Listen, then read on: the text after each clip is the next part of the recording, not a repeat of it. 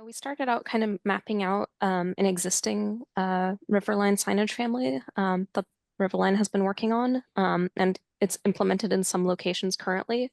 So these are some examples using some of the latest branding and some of the previous branding for those signs, and that just helped us kind of establish a starting point for kind of what's working and what might unify the family moving forward.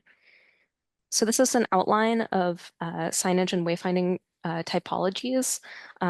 So for each, we're considering how users would approach the sign, whether by car or on foot or along the river itself, as well as the function.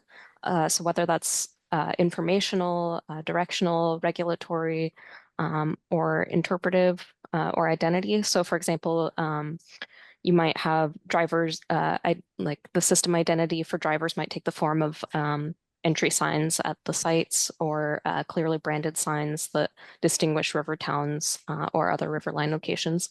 The goal is overall to build a cohesive system that could span across all of these purposes while maintaining the riverline identity.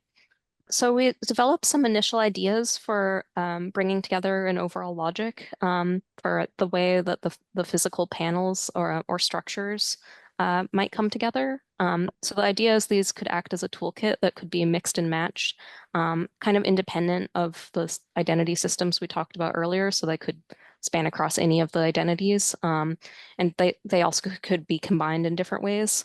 So for instance, we might have something that has this kind of frame structure, but with click components.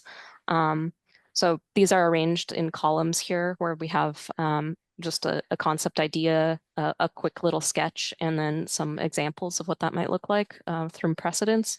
So the four concepts are a sandwich, which panels would kind of fit around to support. And that might be, the support might be local materials, like we're showing wood or industrial materials here.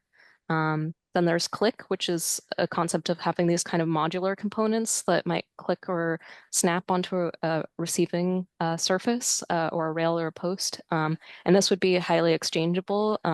We've previously talked about vandalism, or perhaps there's like new information that needs to be updated. So this would be something that could be interchanged easily.